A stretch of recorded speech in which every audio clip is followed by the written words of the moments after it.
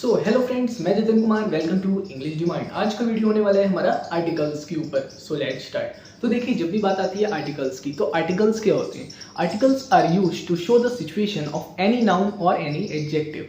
ये तो चलिए हो गई डेफिनेशन की बात। अब बात आती है ये जो आर्टिकल्स होते हैं कितने टाइप्स के होते हैं। तो there are two types of articles. कितने टाइप्स के होते हैं? टू टाइप्स के। कौन कौन से? एक होता है हमारा इनडेफिनेट आर्टिकल एंड दूसरा होता है हमारा डेफिनेट आर्टिकल।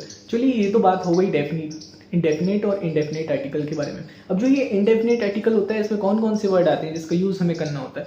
तो इसमें हमें यूज़ करना होता है ए और एन का यूज़, और डेफिनेट आर्टिकल में हमें यूज़ करना होता है द का। तो चलिए अब इसको डिटेल में समझते हैं।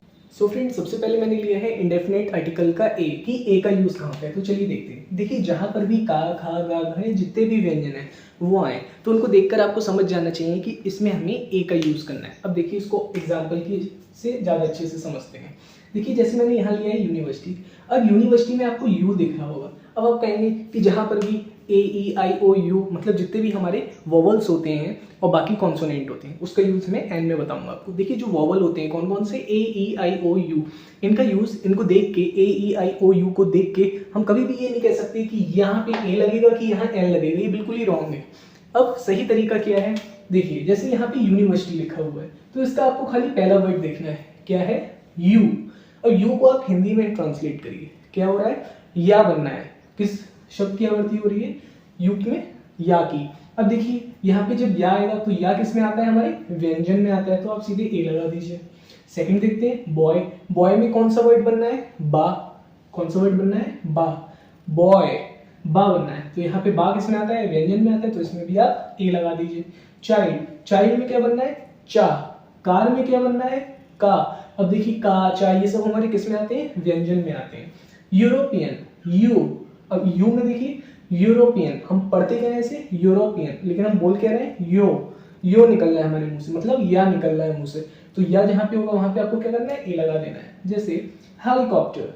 हेलीकॉप्टर, तो इसमें देखिए हा की आवाज आ रही है, हैली, हैली। तो जहां पे भी हा की आवाज आए तो वहां पे आपको क्या करना है? हा भी हमारा एक व्यंजनी है, तो वहां पे भी आपको क्या लगाना है? ए। अब जैसे काइट, तो काइट पे क्या है? का।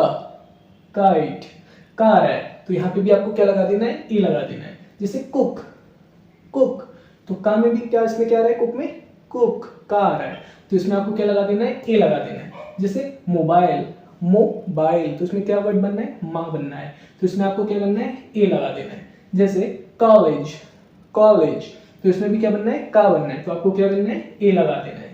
जैसे शर्ट, तो इसमें क्या बनना है? श आ रहा है शर्ट, तो इसमें आपको क्या करना है? ए लगा देना है, क्योंकि जितने भी वर्ड्स हैं वो हमारे क्या है? व्यंजन है। चलिए लास्ट देख लीजिए। जैसे टीचर, तो इसमें टा बनना है, टीचर, टा बनना है, तो टा शब्द किसमें लेंगे? व्यंजन होता है, उसमें हम क्या लगाएंगे? ए। तो चलिए, मुझे उम्मीद है कि आपको ए तक तो समझ में आ गया होगा। अब बात कर लेते हैं एन की। तो देखिए, जहां पर एन, अब एन हमें कहाँ लगाना है? जहां पर भी छोटा आ, बड़ा सा, छोटी, बड़ी, छोटा ऊ, बड़ा ऊ, ए, ऐ, ओ, औ, अंग, आ, ऋषि, जितने भी हमारे जितने भी स्वर होते हैं, तो वहां पे हमें क्या करना है? एन लगा देना है। जैसे आगरा, तो आप कभी भी आगरा नहीं लिखेंगे, क्या बोलेंगे? एन आगरा। इडियट, तो इसमें देखिए क्या आ रहा है? ई। आई है, लेकिन हम बोलते क्या है इसे? ई, तो इसमें क्या आ रहा है? ई आ रही है, तो ये क्या होगा? An idiot. एप्पल, एप्पल, तो इसमें क्या आ रहा है? ए आ रहा है, तो ये क्या हो गया? एप्पल। तो आप कभी भी एप्पल नहीं बोलेंगे, इसको क्या बोलेंगे? An apple. जैसे ऑरेंज, ऑरेंज, तो इसमें क्या आ रहा है? ओ आ रहा है, ओ आ रहा है इसमें, तो इसमें आप क्या बोलेंगे? ऑरेंज। जैसे एमपी, एमपी, तो एमपी में क्या आ रहा है? ए आ रहा है, तो आप क्या बोलेंगे? एमपी में एन एमपी। जैसे इंडिया, अब देखिए इंडिया में क्या आ रहा है? ई आ रही है, तो इसमें आप क्या बोलेंगे? India, an India. एक्साइटमेंट, अब एक्साइटमेंट में क्या आ रहा है? ए आ रहा है, एक्स, एक्साइटमेंट, एक्साइटमेंट, तो मतलब हमारा इसमें क्या बनेगा? ए, तो इसमें क्या होगा? An excitement. जैसे आर, तो आर में क्या हो रहा है? आ रहा है आवाज, किसकी आवाज आ रही है? आ की, तो इसमें क्या होगा? N R. जैसे आइसक्रीम, अब यहाँ पे देखिए आई लिखा हुआ है, लेकिन ये है क्या? आई, आई, तो इसमें आ की आवाज आ रही है, तो क्या है? आइसक्रीम में एन आइसक्रीम। जैसे इसको कुछ लोग पढ़ते हैं हॉनेस्ट, लेकिन ये हॉनेस्ट नहीं होता। अगर हम हॉनेस्ट पढ़ेंगे तो इसमें हो जाएगा आ हॉनेस्ट, जो कि हमारा रॉन्ग है। इसे हम लोग बोलते हैं ऑनेस्ट। ऑनेस्ट, इसमें जो एच रहता है वो साइलेंट रहता है, क्या बोलते हैं इसे? ऑनेस्ट। तो ऑनेस्ट में क्या होगा?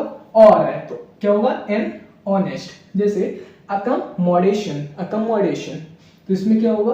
आ रहा है, आ, तो इसमें ये आ किसमें होता है, एन अकोमोडेशन। जैसे इमरजेंसी, इमरजेंसी में क्या आ रहा है, ई आ रहा है इसमें, तो इसमें जहाँ पे भी ई आए वहाँ पे क्या करना है आपको, एन इमरजेंसी। सो फ्रेंड्स, मुझे उम्मीद है कि आपको ए और एन का यूज़ अच्छे से समझ में आ गया होगा। अब बढ़ते हैं हम लोग दा की तरफ। उससे पहले आप एक बार इसका स्क्रीनशॉट ले लीजिए, उसके बाद हम लोग दा की तरफ बढ़ते हैं। सो फ्रेंड्स, अब हम लोग डेफिनेट आर्टिकल भी डिस्कस कर लेते हैं। तो देखिए डेफिनेट आर्टिकल में हमारा कौन सा वर्ड आता है, डेफिनेट आर्टिकल में हमारा वर्ड आता है द। अब देखिए दा का यूज़ हमें कहाँ कहाँ करना है। जितने आपको एग्जाम्पल यहाँ दिख रहा है, इन्हीं एग्जाम्पल से हम लोग समझ लेंगे कि हमें दा का यूज़ कहाँ पर करना है। तो चलिए देखते हैं। देखिए दा, आपको इसका यूज़ कहाँ पे करना है। देखिए जैसे यहाँ लिखा है आगरा। अब देखिए जैसे मैंने आगरा का नाम लिया, तो आगरा हमारी क्या है, एक डिस्ट्रिक्ट है, ठीक है।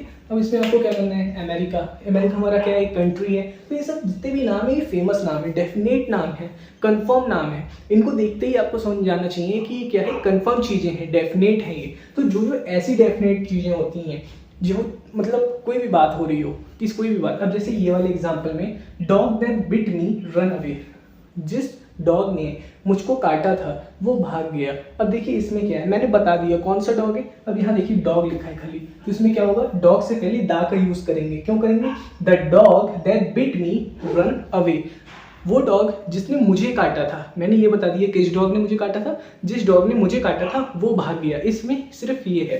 तो इससे आपको समझ जाना चाहिए कि हमें दा का यूज कहाँ करना है, जो चीज़ कंफर्म है। अब मैंने इसमें कंफर्म कर दिया कि कौन से डॉग के बारे में बात हो रही है, जिसने मुझे काटा था। तो चलिए अब नेक्स्ट एग्जाम्पल देखते हैं। जैसे marker in my hand is yours. अब जैसे मैंने बोला, अब मार्कल से पहले हमें क्या लगाना है, दा। अब मैंने दा लगा दिया, the marker in my hand is yours. अब मैं कौन से मार्कर की बात कर रहा हूँ, जो मेरे हैंड में है। क्या, marker in my hand is yours, क्या ये मार्कर आपका है जो मेरे हाथ में। तो मैंने कंफर्म कर दिया कि मैं इस मार्कर के बारे में बात कर रहा हूँ। तो चलिए अब और एग्जाम्पल डिस्कस कर लेते हैं। देखिए जैसे हमारा Agra, America, India, statue of liberty, Bhagat Singh, Mahatma Gandhi, Jhumka city, पुरांस, Mahabharat, Taj Mahal, हवा महल, Konark sun temple, Charminar, Golconda fort, lotus temple, red fort, Indus river, Brahmaputra, Mahanadi, sun, moon, earth, Pacific ocean, Arabian sea. जितने भी एग्जाम्पल्स हैं ये हमारे क्या है, डेफिनेट हैं, कंफर्म है। तो जहाँ पर भी ऐसे कंफर्म चीज़ें हो, मतलब जिस चीज़ के बारे में बात कर रहे हैं वो कंफर्म हो जाए। जैसे मैं किसी भी लड़के से बात कर रहा हूँ, तो वो लड़का को अगर मैंने कंफर्म कर दिया कि मैं इस लड़के से बात कर रहा हूँ, पैसिफिक लड़के से बात कर रहा हूँ, या किसी भी डॉग्स के बारे में बात कर रहा हूँ, या किसी भी चीज़ के बारे में बात कर रहा हूँ, चाहे वो लिविंग थिंग हो चाहे वो नॉन लिविंग थिंग हो, तो वो हमारा क्या होता है, वहाँ पे हमारा दा का यूज़ होता है। तो फ्रेंड्स, अगर आपको वीडियो यहाँ तक अगर समझ में आई हो तो एक बार आप इसका स्क्रीनशॉट ले लीजिएगा। और फ्रेंड्स, अगर आपको वीडियो अच्छी लगी हो तो वीडियो को लाइक करिए, चैनल को सब्सक्राइब करिए एंड अपने फ्रेंडों के साथ शेयर करिए अगर आपको अच्छी लगी हो। Thanks for watching.